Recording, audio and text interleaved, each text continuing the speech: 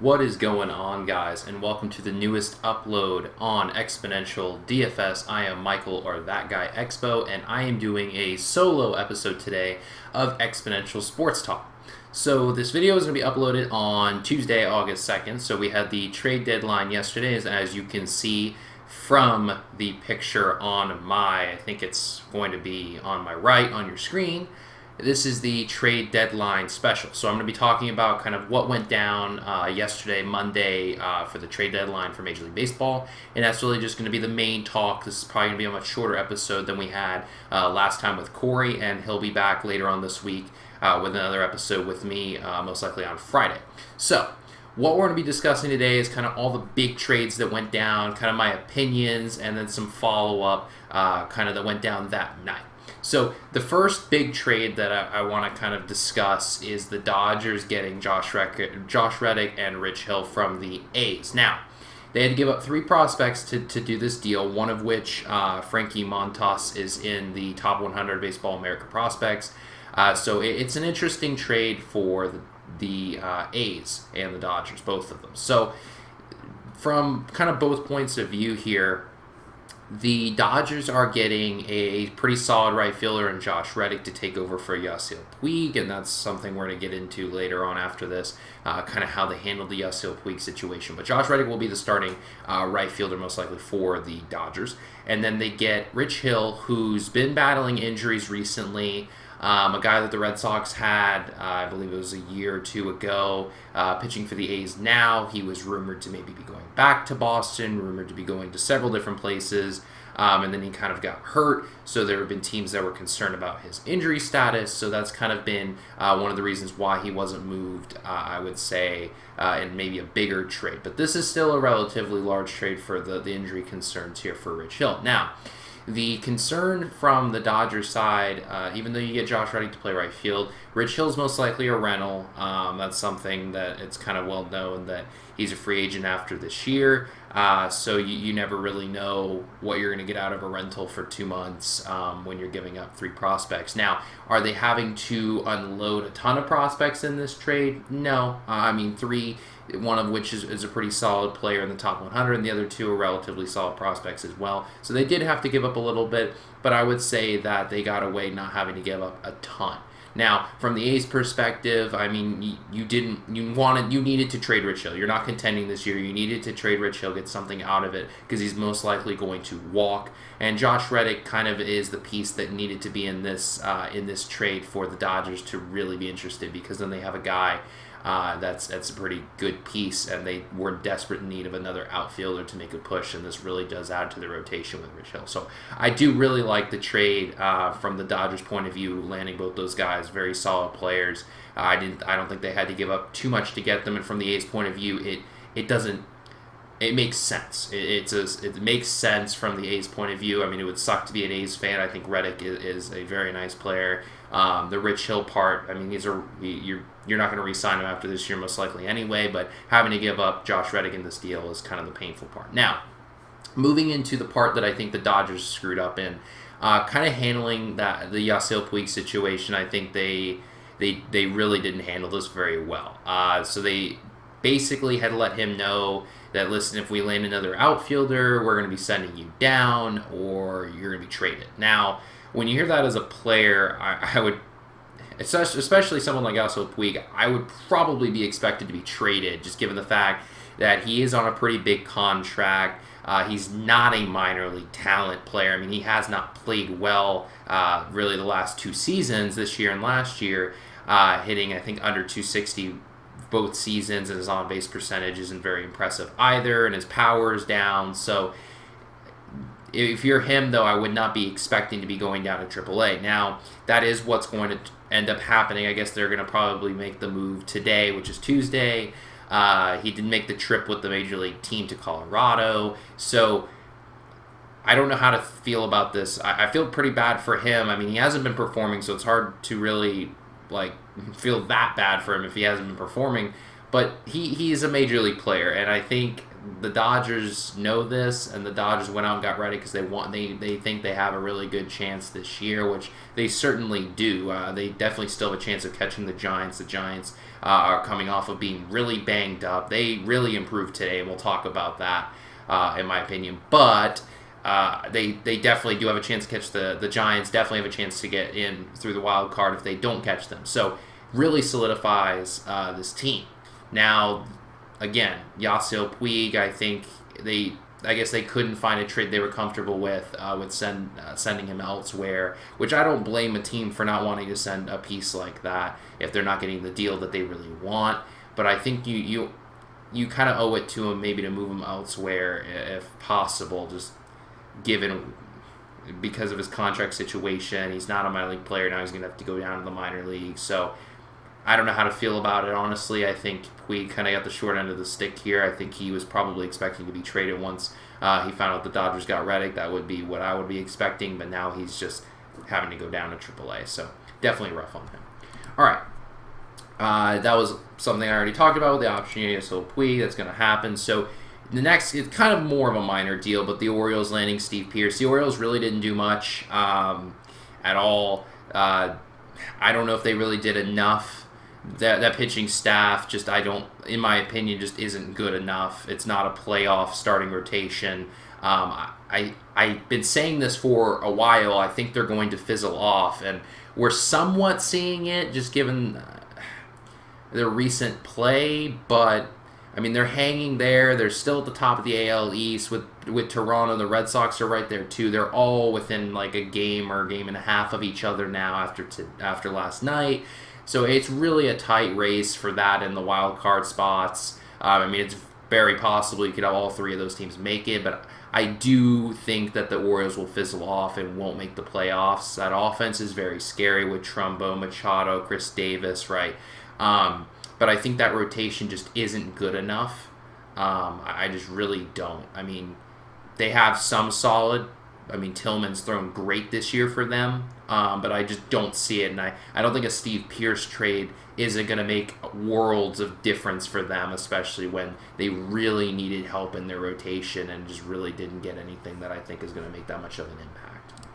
The Mets getting Jay Bruce was a very big trade today. Again, they tried to get Jay Bruce before, once or twice.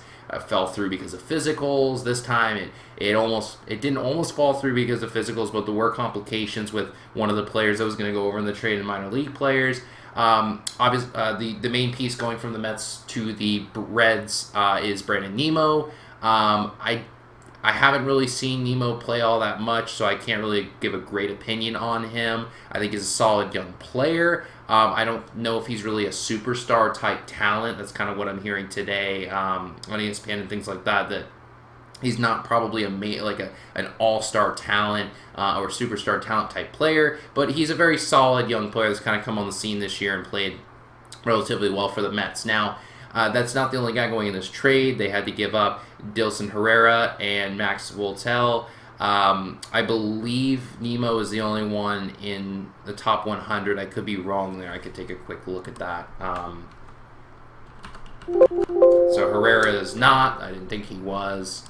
And I don't think Voltel is in there either. So he's not. So not there. Nimmo is not considered in there either. But I think he's one of their top guys. Interesting trade. I mean, for the Mets, you definitely like it. I mean, it's not a rental guy. He's under control for next year, so you certainly like that because they have a club there's a club option for 2017. Whenever you can get control of a player for more than just the rest of the season, definitely like it. I don't think they had to really mortgage to do this. The concern that I've heard, and this is a very valid point, is that their outfield defensively now is not good. I mean, Cespedes is not very good defensively. Jay Bruce ranks in the bottom of the league defensively. Granderson is not quick, and he's going to have to play center field now. He's getting older. He's not as good defensively. So definitely this lineup's looking better. But, I mean, with that rotation, you never know. And that lineup just got a lot stronger with Bruce, but the defense is a concern here, and that will be interesting to see how that plays out. The Blue Jays got Francisco Liriano, and they're going to be moving Aaron Sanchez into the bullpen. Aaron Sanchez has pitched very, very well for them this year. Hard-throwing right-hander. He should fit well in the bullpen. Liriano hasn't pitched well this year, and he just hasn't been the same the last couple seasons. It's a very interesting deal because they're having to give up Drew Hutchison. They're also having to give up 2 other minor league talents. So, well, interesting to see how this works out. I think the concern and the reason why they're doing this to move Sanchez to the bullpen is the innings. This is the most innings he's thrown, I believe, in his career is this year, and we still have 2 months left in the season. So I think there is a cause for concern there with a young pitcher that's kind of hit the most innings he's thrown in the year, and we still have that much time left. So that definitely probably plays into the part. Liriano's a veteran. So it's not a bad trade. I do think the Blue Jays were just trying to find a guy that they didn't have to really pay a ton for in prospects that could be hopefully a solid veteran arm for them. He's a left-handed arm. They don't really have many lefties in their rotation. I think they only had one other, and that was Happ, if I'm not mistaken. So definitely adds another lefty to their rotation. So as a Red Sox fan, I don't really know how to feel about it because Liriano has not been dominant by any stretch of the imagination. Sanchez has been.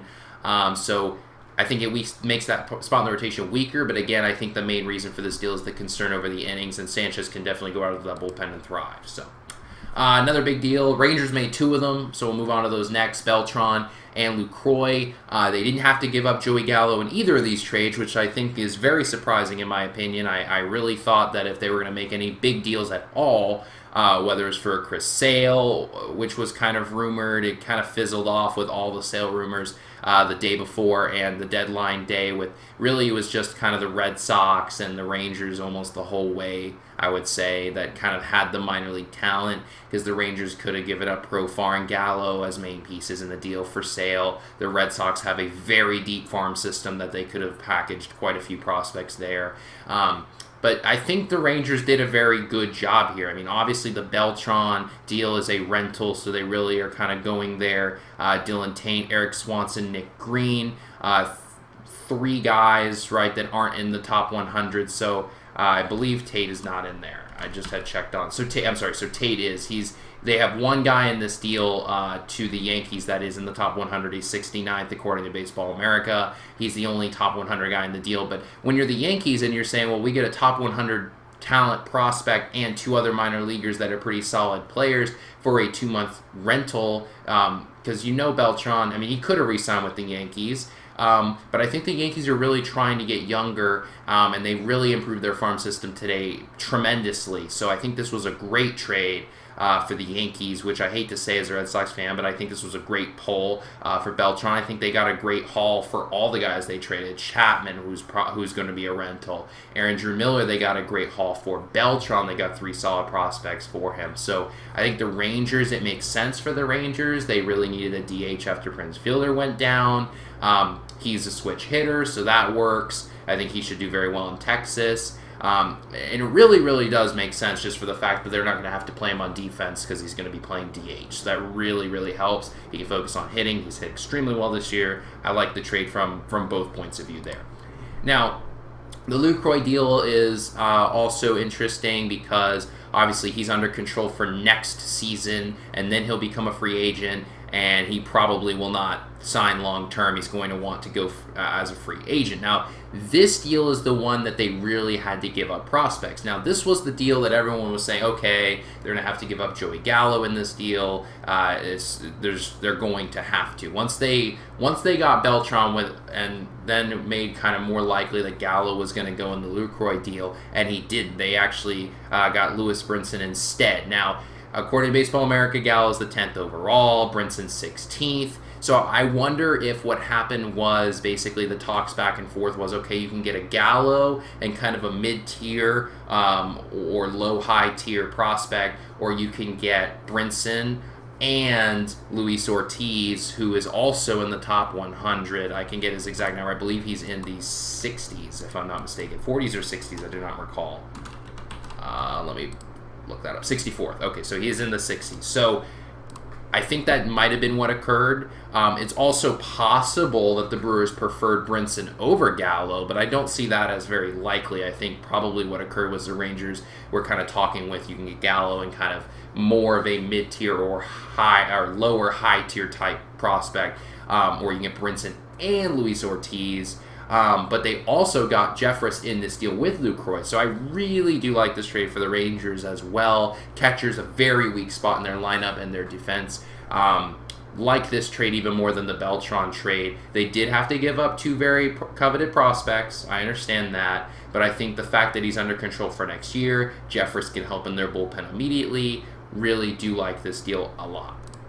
I think, to me, one of the more surprising trades of the day, and this happened right at the end of the deadline, is the Giants getting Matt Moore. Very surprised by this deal just for the fact that Matt Duffy is the main piece going to Tampa Bay. Now, from a Tampa Bay point of view, I do really like this. I mean, Matt Moore has been solid. He's under control, so that's kind of why the Giants were really intrigued by him. He hasn't been all that impressive this year. I mean, he did come back from, I think it was from injury. I don't recall if it was last year or beginning of this year that he came back from an injury. But he's been fine, but he hasn't been the dominant pitcher he once was. But he is under control for years, and that's kind of the appeal of this. Now, the reason why I think the Giants were obviously fine with pulling this trigger is that they got Eduardo Nunez earlier on this week, so that definitely that was kind of the question that I was hearing here on Sports Talk, because I live in California, on, okay, well, what are the Giants going to do here? Because you have Duffy at third, you have Crawford at short, you have Panic at second. Where does that leave Nunez in that infield? Now, he could have just been depth, but to give up the prospect they gave one-on-one for Nunez, you would have expected him to be playing every day, basically, and so that kind of opens it up now. Now, I still don't know what they're going to do. They're probably going to play Nunez at third, I would assume, because Crawford's kind of locked in there, and Panic is kind of going to be locked in at second. So I think that's probably what they're going to have to do, is play Nunez at third, which I think he can probably do fine there. So Duffy, they're also having to give up Lucius Fox and Michael Santos, both of which are not in the top 100 Baseball America prospects, but Duffy's obviously the main guy here, and I think he should fit in pretty well with the Rays. Now, I don't know, again, what they're going to do, the Rays are, because they obviously have Longoria playing third. So I don't know if they're going to shift Duffy around, if they're going to try to DH one of them, which I don't see as likely as trying to move someone around. So we'll see what happens in Tampa, but a good young player, and Matt Duffy heading to Tampa, and this deal is the main piece. So those are kind of the main trades I wanted to discuss today. I guess the last thing I want to talk about, again, I'm a Red Sox fan, so I'm always following these Red Sox rumors, things like that. And kind of my opinion, the Red Sox didn't do really anything today. They did land Abad, who's going to help in the bullpen against lefties basically exclusively. He's not very good against right-handed hitting, but he should help against lefties. I didn't see that as a huge concern as a Red Sox fan, just left-handed hitting. I mean, obviously, you never have too many left-handed relievers that are good against lefties. We have Robbie Ross, so that he's done very well this year. So we really were hurting the last week or two just because of Uehara getting hurt, Kimbrel being hurt. He came back last night, got a save. So it's looking up in the bullpen with the trade, and then also getting Kimbrel back. We're hoping we can get Koji back. But I am somewhat surprised, just knowing Dave Dombrowski and how he's handled things so far, that he didn't try to pull off another trade. I think he kind of sat back, and I think it's very, very possible, depending on what happens this year, that you could see them make a push for Chris Sale in the offseason.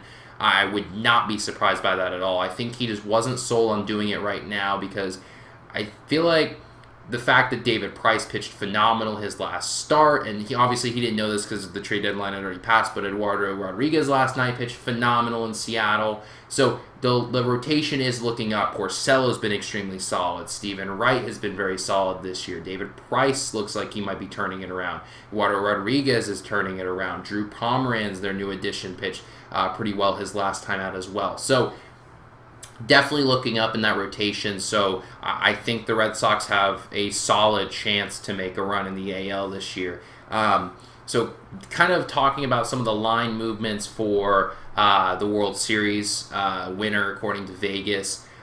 This is Las Vegas Superbook, so kind of the bigger movers. The Rangers were plus 1,000. Now they're moved up to plus 600, so that's a big change for the Rangers after getting Lucroy and Beltran. The Giants moved up from plus 700 to plus 600, just adding that Matt Moore bolster to their rotation. I mean, you think about their rotation now, it's very strong. I mean, they have Bumgarner, they have Cueto, they have Matt Moore, they also have Samardzija when Samardzija's pitching well. So if those four guys alone, that's a pretty good four in the playoffs to be facing. So very solid team there. The Nats actually, their chances did not improve. They lost here, went from plus 6 to plus 7. The Astros didn't do anything for whatever reason. I guess their farm system's just not deep enough to kind of try to make a deal, and they went from plus 1,600 to plus 2,000. So definitely, I mean, that's a pretty big change there, but I mean, they don't have the rotation to catch the Rangers. The Rangers, I think, will definitely win this division now. I don't see the Astros catching them whatsoever. I mean, even the Rangers rotation is better than the Astros rotation. The Rangers lineup is by far better than the Astros lineup. The Indians actually went from plus 500 to plus 700, which I find pretty interesting. I mean, they lost out on Lucroy because he vetoed that trade. I think that really hurt. It's just interesting to kind of see that change. I think the Indians are definitely a threat. They ended up getting Brandon Guyer, which they obviously didn't go out and get a big name to play in the outfield for them, but I think Guyer should be solid, especially against left-handed pitching for them. Against righties, I'm not completely sold, but definitely against lefties, he should be solid there. So kind of the updated odds, the Cubs are at plus 350, no surprise. The Giants and the Rangers are both teams at plus 6. The Indians and Nats are plus 7. The Blue Jays and Dodgers are at plus 1,000. The Red Sox are plus 1,200, and the Orioles are plus 14. I'm going to tell you right now, the Red Sox at plus 1,200, that is very, very appealing, especially with the way the rotations looked the last few days. This offense, everyone knows how dominant this offense can be. So don't write off the Red Sox at plus 1,200 right now. Obviously, Cubs at plus 350, not even worth your time, I don't think. But Red Sox at plus 1,200, that's pretty appealing. I think the Rangers at plus 6, the Giants at plus 6. I still don't know if you're getting quite enough value there. But I definitely think the Red Sox at plus 1,200. The Blue Jays being at plus 1,000 to me is... I'm somewhat surprised because, again, another team I don't know if they have the rotation. I really don't. I mean, you could argue the Red Sox rotation, some of their guys haven't been solid this year, which is obvious.